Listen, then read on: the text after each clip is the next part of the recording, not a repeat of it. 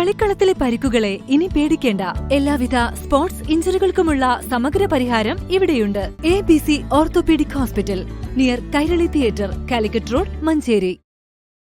നവീകരിച്ച മഞ്ചേരി തുറക്കൽ ജുമഅത്തുപള്ളി ഉദ്ഘാടനവും HMS തഫ്സീലുൽ ഖുർആൻ കോളേജിൽ നിന്ന് വിശുദ്ധ ഖുർആൻ മനഃപ്പാഠമാക്കിയ 9 ഹാഫിലുകൾക്ക് സർട്ടിഫിക്കറ്റ് വിതരണവും നടത്തി.